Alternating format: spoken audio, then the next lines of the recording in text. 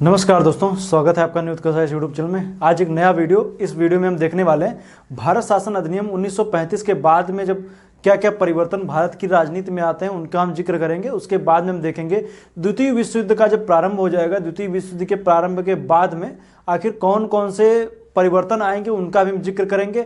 भारत की राजनीति का भी जिक्र किया जाएगा। उसके बाद में बात करेंगे कि जब निम्नलिखित प्रस्ताव लेकर के आता है अगस्त प्रस्ताव, उसका हम जिक्र करेंगे। उसके बाद हम व्यक्तिगत सत्याग्रह की हम बात करेंगे।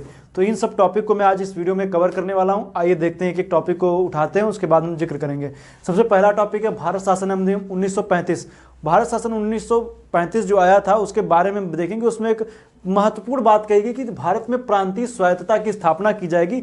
मतलब जो प्रांत स्तर पर क्या होगी, स्वायत्तता स्थापित की जाएगी और वहां पर चुनाव वगैरह भी होंगे और चुन करके भी लोग आएंगे और वो भारतीय लोगों को स्वायत्तता दे दी गई। उसके बारे में उसमें यह भी एक बात कही गई कि जो गवर्नर जनरल है वो प्रांतीय स्तर पर मंत्रियों के काम में दखलंदाजी नहीं देंगे। ये भी बातें उसमें कही गई थी। तो इस चूंकि जब ये सब बातें कही गई तो इसमें कांग्रेस ने भी इस चुनाव में भाग लिया। जब कांग्रेस ने इसमें चुनाव में भाग लिया तो 8 प्रांतों में कांग्रेस ने भी सरकार बनाई। 8 प्रांतों में कांग्रेस ने मंत्रिमंडल का गठन किया। जब कांग्रेस ने 8 प्रांतों में मंत्रिमंडल का जब गठन किया तो कुछ उसमें कार्य भी किए। कार्य कौन कौन से किए उनकी हम जब बात करेंगे तो हमारे सामने आता है राजनीतिक बंदियों को रिहा किया, पहला कार्य। दूसरा है नशाबंदी किया, नशाबंदी। तीसरा है हरिजन उद्धार के कार्य किया, हरिजन उद्धार के भी कार्य किया और कई निर्माण कार्य, ये सब भी कार्य किए गए। लेकिन इसमें हम जब आगे देखेंगे तो ये चूंकि 1935 के अधिनियम की तरह से बात हो रही थी, आगे 1939 में ये हुआ। इसमें याद रखिएगा, इसमें मुस्लिम लीग भाग नहीं ली थी, याद रखिएगा। 1939 का द्वितीय विश्व युद्ध प्रारंभ हो गया। 1939 में जो 45 तक चलता है, 1939 में जो द्वितीय युद्ध प्रारंभ हो गया तो ब्रिटिश सरकार लड़खड़ाने लगी। उसने भी क्या किया कि एक प्रस्ताव के तहत एक ले प्रस्ताव पारित किया और अंग्रेजों ने भारत को द्वितीय विश्व युद्ध में शामिल कर लिया। मतलब प्रस्ताव के तहत बताया कि भारत भी क्या है, द्वितीय विश्व युद्ध में हमारे साथ है। ये प्रस्ताव पास हो गया और भारत में आपातकाल लगा लिया गया। भारत में क्या हुआ, आपातकाल लगा दिया गया। अब चूंकि प्रांतों में 8 प्रांतों में कांग्रेस का बहुमत है, वहां पे उसकी सरकार चल रही है, लेकिन उनसे किसी तरीके से कोई मंत्रणा वगैरह या कुछ भी उनसे पूछा नहीं गया। भारत में सीधे बता दिया गया कि भारत जो है वो द्वितीय विश्व युद्ध में ब्रिटेन के साथ में। और दूसरी तरफ ये भी कह दिया गया कि भारत तो साथ में है ही, मतलब वो ऊपर से आपातकाल भी लगा दिया गया। कोई किसी तरीके से कुछ भी कोई पूछताछ नहीं हुई, सीधे डायरेक्ट फैसला ले लिया गया। इसका जो है ब्रिटिश मतलब कि जो कांग्रेस है वो सीधे विरोध करती है और विरोध करने के बाद में होता है कि वही होगा कि कांग्रेस क्या करेगी, 29 से 30 अक्टूबर 1939 को कांग्रेस मंत्रिमंडल से त्यागपत्र दे देती है। कांग्रेस क्या करेगी, मंत्रिमंडल से त्यागपत्र दे देगी और जब मंत्रिमंडल से त्यागपत्र देगी तो मुस्लिम लीग एवं बी आर अम्बेडकर ने 22 दिसंबर 1939 को मुक्ति दिवस एवं धन्यवाद दिवस मनाया। मतलब कि चलो ठीक है, अभी धन्यवाद दो, इनको मुक्ति मिली इनसे हमें। तो जब ये कांग्रेस मंत्रिमंडल से इस्तीफा दे दिया गया तो किसने धन्यवाद दिवस मनाया, तो मुस्लिम लीग ने और सहयोग बी आर अम्बेडकर ने भी दिया था। मुक्ति दिवस एवं धन्यवाद दिवस, बात एक ही, मुक्ति दिवस की है, धन्यवाद दिवस की एक ही तारीख है, इनको याद रखिएगा। 22 दिसंबर 1939 को मुक्ति दिवस। परीक्षा में प्रश्न इससे पूछा जा सकता है। इसके बाद जब हम आएंगे तब आएंगे अगस्त प्रस्ताव की तरफ। अब चूंकि यहां पर जो मैंने बताया कि कांग्रेस ने इस्तीफा दे दिया है, अब यहीं पर कांग्रेस का एक अधिवेशन होता है 1940 में, रामगढ़ बिहार में। रामगढ़ में 1940 में कांग्रेस का अधिवेशन होगा जिसकी अध्यक्षता मौलाना अबुल कलाम आजाद करेंगे। मौलाना अबुल कलाम आजाद इस अधिवेशन की अध्यक्षता करते हैं और इसमें बात कही जाती है कि द्वितीय विश्व युद्ध में सहयोग के बदले केंद्र में अंतरिम राष्ट्रीय सरकार के गठन का प्रस्ताव किया जाए। मतलब केंद्र में अंतरिम राष्ट्रीय सरकार के गठन का प्रस्ताव इन्होंने रखा कि ये बात है, हम आपका सहयोग देंगे द्वितीय विश्व युद्ध में, लेकिन हमें राष्ट्रीय सरकार गठन करने का बात हमारी मान ली जाए। लेकिन निम्नलिखितों ने उसको सिरे से नकार दिया और उस प्रस्ताव को नहीं माना। अब निम्नलिखितों जो प्रस्ताव को अस्वीकार कर दिया तो उस प्रस्ताव को अस्वीकार किया, लेकिन अपने भी कुछ प्रस्ताव दिए कि ये प्रस्ताव हैं कि हम आपके सामने, आप मेरे सहयोग दीजिए, हम ये काम करेंगे। तो जो निम्नलिखितों ने अपने प्रस्ताव प्रस्तुत किए थे उनको बोला गया अगस्त प्रस्ताव।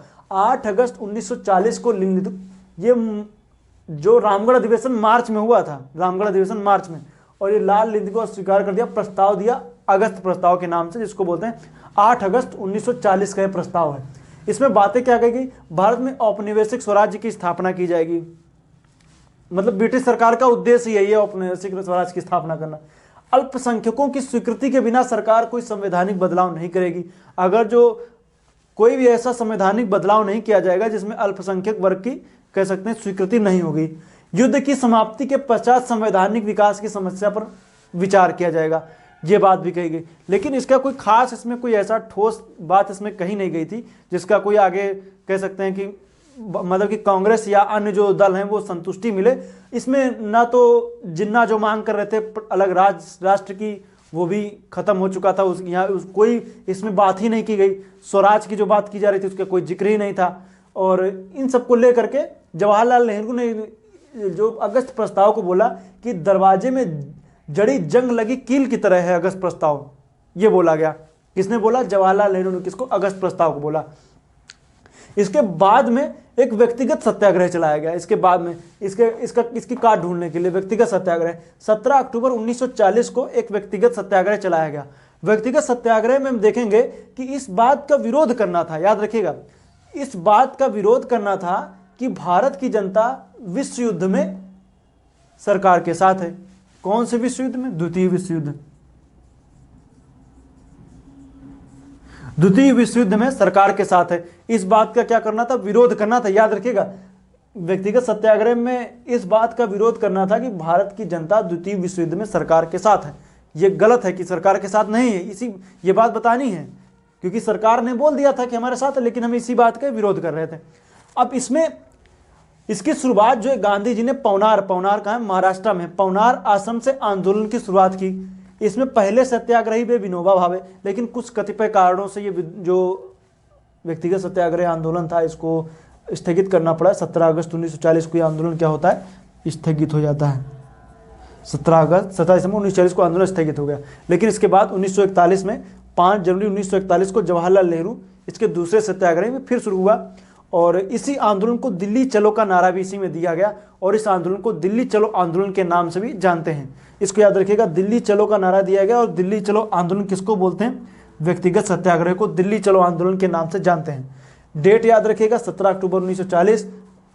उद्देश्य क्या था? इस बात भारत की जनता द्वितीय विश्व युद्ध में सरकार के साथ है, इस बात का विरोध करना था। जवाहरलाल नेहरू ने किसको बोला दरवाजे में जंग लगी कील? तो अगस्त प्रस्ताव को बोला। डेट 8 अगस्त। अगस्त क्रांति, अगस्त प्रस्ताव, अगस्त संकल्प अलग अलग हैं। ये जो है ये अगस्त प्रस्ताव है, इसको याद रखिएगा। इधर हम बात करेंगे तो इसमें आप याद रखिएगा कि कौन कौन सी डेटें ये इंपॉर्टेंट हैं, उनको याद रखिए। पहली बात तो कि मुस्लिम लीग ने और BR अम्बेडकर ने कब मुक्ति दिवस या धन्यवाद दिवस मनाया, इसकी डेट परीक्षा में पूछी जा सकती है। तो इसकी डेट है 22 दिसंबर 1939। ये डेट इंपॉर्टेंट है। इसके बाद में आप याद रखिएगा कि कितने भारत शासन अधिनियम 1935 के तहत हुए चुनाव में कितने राज्यों में कांग्रेस ने बहुमत हासिल किया। तो 8 राज्यों में मंत्रिमंडल मतलब कि गठन किया, और 8 राज्यों में यहां पर मंत्रिमंडल का गठन कांग्रेस ने किया था। तो इसको याद रखिएगा। कांग्रेस मंत्रिमंडल ने इस्तीफा क्यों दिया?